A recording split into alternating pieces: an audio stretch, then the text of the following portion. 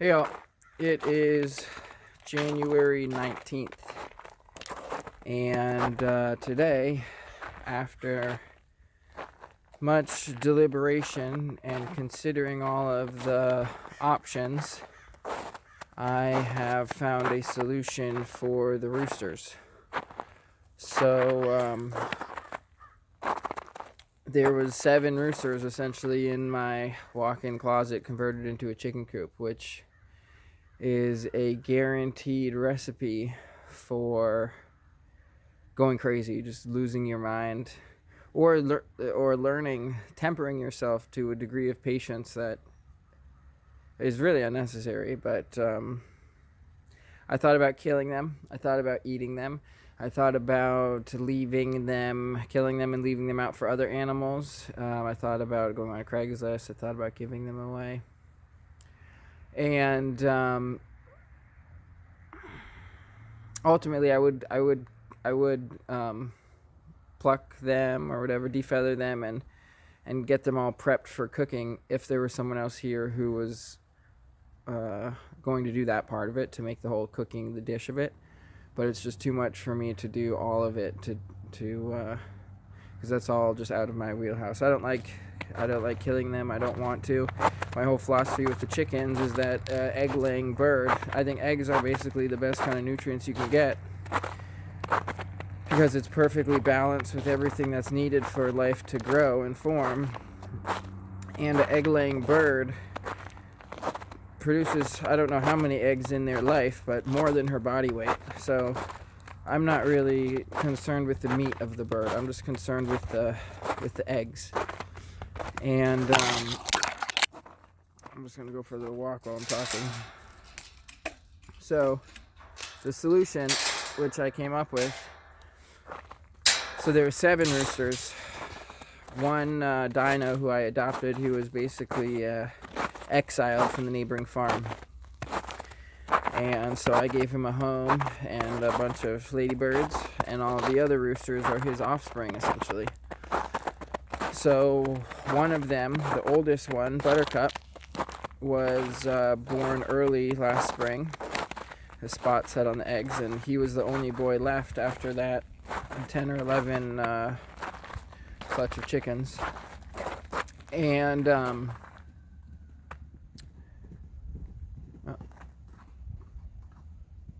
pretty full. We'll go see the pretty girls. And then there was 5 more boys from the ones that I incubated. So I incubated 11 eggs. No, 9. Well, 9 hatched of the ones that I incubated. And so there ended up being 5 boys and 4 girls. And so altogether 7 boys. And so what I finally did after much deliberation is I took 6 of the 7, all but the eldest, Dino, who he's more mature than the rest. His timing is a little better, and as far as they would just go off singing just constantly. And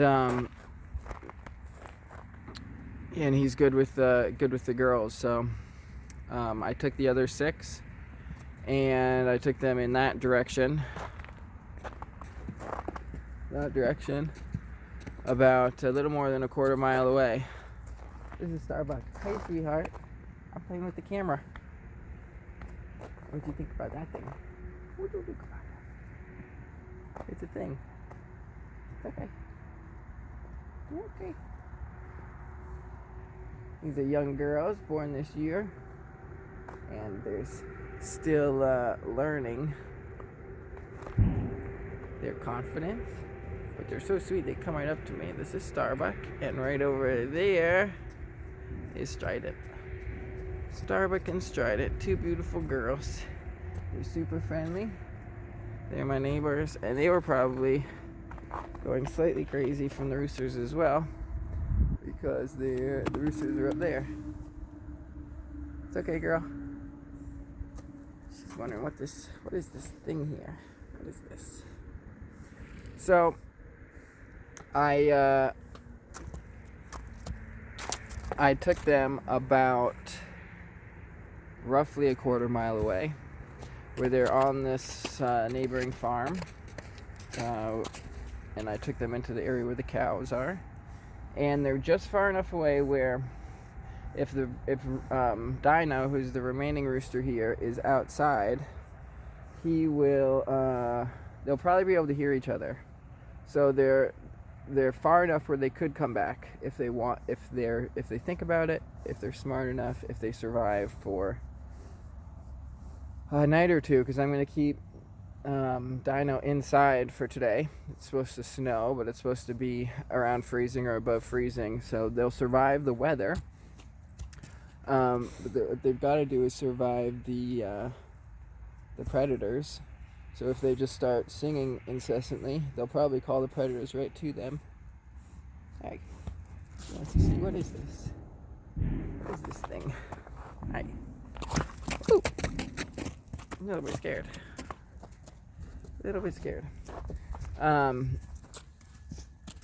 So they'll basically have to survive for tonight because they won't hear him. They probably won't find their way back today. And then tomorrow, assuming Dino goes out and makes noise tomorrow, it's supposed to snow, so he might stay in, but I'll open the door tomorrow so Dino can go off and sound off who's their dad. And if they hear each other, then the other ones might start making their way back.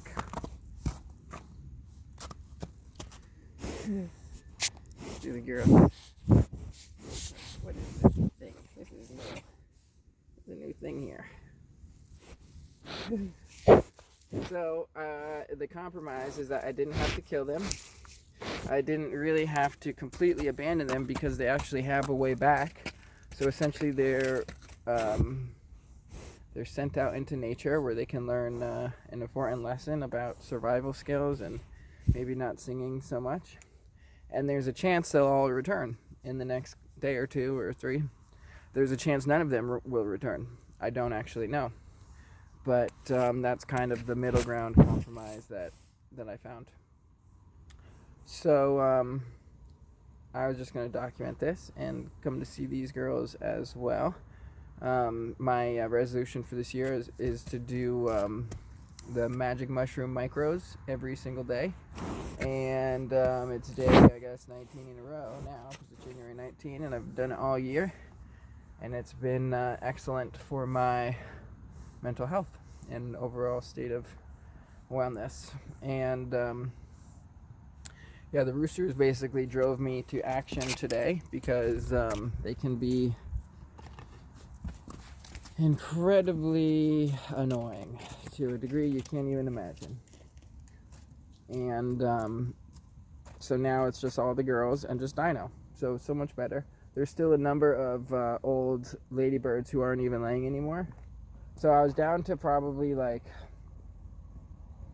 I don't know, like around a third or so, somewhere between a third and a half of the chickens which I'm keeping alive, which are actually laying birds. Which at that point, it's not even really very profitable compared to just buying eggs. Though I'm not doing it for profit, I'm doing it for the sustainability of having food production, my own food production, and knowing everything that goes into it, and it's all non-GMO feed, and it's just amazing food. And honestly, whenever I eat the eggs, I just feel so much better about everything. Hi. These girls are so great. And I think I'll leave the video there. I'm going to go see those horses as well. If you can see them, I'm going to give them all a little bit of attention. But it's just a monumental kind of thing with all of these roosters. So there's 6 lives that might not come back. Or they might. We'll see. But that's where I left it today. So signing off from Sovereign Non. There's a Strident with the white on her face. And then Starbuck here with she's got a little white spot. You know, a bunch of family over there. Their mamas are back behind us. But I'll stop the video there. It is mid-January. Chickens just got their breakfast scratch. There's Coco, sweet girl. She always comes right up to me. Her and Speedy, who's over there on the chair. You saw the one video where the two jumped on my shoulder. I'm pretty sure it was those two. Update with the chickens. One of the chickens died. Hawk, one of the girls who was born early on last year and was one of my good layer hens, got taken by a predator at an unknown exactly where, and unknown when, and unknown what predator it was. But most likely when they were out foraging out beyond the courtyard, most likely a fox, most likely in the middle of the day. But unknown, I couldn't find any evidence of what happened to it, which means that it was a effective killer. When ineffective killers like a raccoon goes after the chickens, there's often feathers evidence from a struggle, whereas an effective predator will just kill it right away. Hey, Sammy. So Sammy is the one girl remaining who I incubated 2 years ago. Her sister Spot died in the last year after sitting on a clutch of, I think, 11 eggs. And now it's down to 4. Or there was more than 11 eggs, but 11 hatched. And now there's 4 left. There's Buttercup and 3 hens from that generation. And she died. But she was very fruitful, and there's more that survived her. And then Sammy doesn't have the motherly instincts to sit on the eggs. But a lot of the second generation, which I incubated in the last year, were her eggs. I think most of them. Maybe all of them. Oop, look, little birdies. There's little birdies that are basically... They are the middle ground in between the permaculture ecosystem, which I am responsible for, and the wider nature. They cross the boundary and they connect us, those little birdies. So I don't mind. I don't see them as pests, even though I'm feeding them, because I like them. Connect to my family with the wider nature. So, anyways, I think that's the end of the updates. It was sad that we lost Hawk several days ago. And I've realized that my plan for the next year is to build a new chicken coop so that the chickens can move out of here and I can clean this out and reclaim it, or claim it, I don't know. Finish it, claim it as a walk-in closet. It'll be a really nice walk-in closet once it's all cleaned out. But for now, it's poopy. But what I'm going to do is I'm going to put their chicken coop in the citadel. So up on the top of the courtyard, the highest structure is going to be the citadel. And the ground, or on the courtyard level, I'm just going to make a big ferro-cement arch dome structure. Somewhat similar to this dome structure here, which I originally built for wood storage. It's funny when they fluff their feathers up around their neck, they really look like raptors then. Like how they show the raptors in the movies, the little dinosaurs. Here you go, girl. So yeah, the citadel, it's going to be the chicken coop, and I'm going to build it in such a way where it can house many more chickens, and that's my goal. Is I'm going to probably get up to like a lot more, less roosters hopefully, because at this point there's, here it goes. Oh, no, false alarm. I preempted him. So there's 9 chickens from the ones I incubated, 5 boys and 4 girls, and they are all still alive. So there's 5 roosters there. There's 1 rooster from the previous 4, which Spot sat on, the late Spot.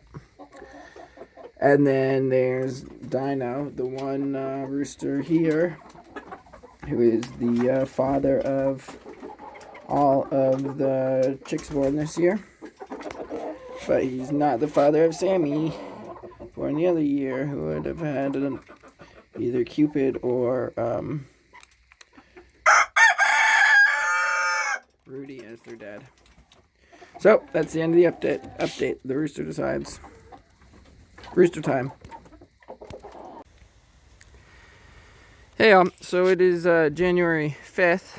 All the snow has melted.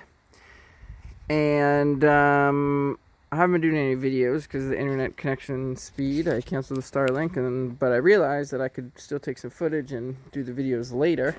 So I just wanted to do a little update today. Here's the the firewood. So we're about 2 weeks into the winter now. 2 weeks past the winter solstice. Winter is 13 weeks long, so we're 2 out of 13 down. And there were some fires going before the winter started. This is the tunnel where I send the firewood through. This is a tunnel that goes through to the living space, and it's right near where the wood stove is. There's a blanket on the other side right now. So I just fill this tunnel up with firewood and then take it from the inside. And then when it gets empty, I come out here and refill the tunnel. And eventually this will probably be like this round thing will probably be like a door on a hinge somehow, but it's a tricky task. And so it's just kind of like an insulated plug, and I lean that stuff against it to keep it closed. And so basically that pallet there is the wood that's already been gone through so far. And then there's another pallet here, which I'm hoping this pallet will get through January. It might not quite get through January, but that's the hope. And then the idea is that all of the rest of this will get through February and March to get to the end of the winter. There is a wind turbine, but if it's making any, I don't know how much energy it's making. It's pretty much all just solar. So right here, I got all sorts of cull material. Basically all this I got for 70% off at Home Depot. This insulation, and there's some wood paneling things here, and some of this, whatever it's called, for tile or something. And so I got all the materials to build a sauna, to pronounce it properly, which I've been intending to get to for a while, but every time I try to get to it, and the sauna is going to be there in the Earthship structure. Every time I try to get to it, there's all these other tasks I have to do first. All the fish are out of here now, though whenever it fills up like this, I'll have to pump it before it freezes so it doesn't become a big ice block. So I'll probably do that today as well. At some point I would like to enclose this space so that the water can stay in there through the whole winter as well as fish, but currently it would almost certainly freeze. So this is the original Earthship structure. And this is what I'm turning into a bathroom now. So this is kind of the idea. So this is going to be one wall that used to be a platform on a hinge, which at one time was my bed, kind of. And then at another time I slept under it. So that's going to be one wall of the sauna. I need to frame in the whole thing. And then there's a heater, a 1,000-watt heater. And we got a tub here for the bathroom. It has drainage. I just need to plumb in the tub. And then this is going to be the shower basin, and there's a drain in the corner underneath those black pieces of rubber. And there's kind of like this is like a shower curtain rod. And then I just got to do a little bit on the, figure out what to do about the, some of this exposed wood in here. But basically this will just be the shower, sauna, tub. I think I'm going to end up doing a composting toilet over here, which will vent out that window so that there's an indoor composting toilet, but it doesn't stink up the place and it's all vented, as opposed to just the outdoor kind of outhouse one. And then I'm thinking I will put a sink right around here with a mirror for that aspect of the bathroom. So that's all of the tub, sauna, shower, sink, mirror and stuff. So that should be a full, and then with the composting toilet. So it'll probably be kind of like framed in to keep that as like a little, a separate airspace where the composting toilet is.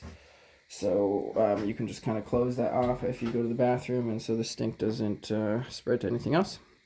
Not that the composting toilet itself is inherently stinky, but poop is inherently stinky. And so I think that's pretty much all that all of the update. So all of this green stuff is all bamboo, which is growing out of the fish tank. So aquaponics. Here's Uton. I've had Uton for many years now. And then here's the other little fishes that I got this year, and they were in the water feature. And then I got them out of the water feature, so there's 4 of them. 2 of the brown ones. There's 6 in the beginning, 3 orange and 3 brown, and 2 of the brown ones either died or disappeared or something, but they're probably dead now. Anyways, 4 of them made it, and I'm hoping that I can move Uton out into the water feature next year as well. Uton's hungry. We'll give, I think it's actually a her, but I'm not actually totally sure. Give her a little food. Hey Uton, you hungry?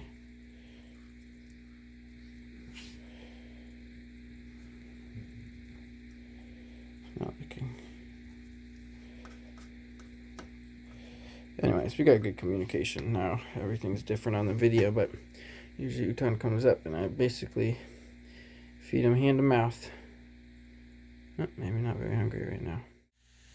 So that is the end of the update of the first third, roughly, of winter. So on the January 21st, the first third will be done. And if there's more to share, perhaps I will make another video around February 21st. So when we're about 2/3 of the way through the winter.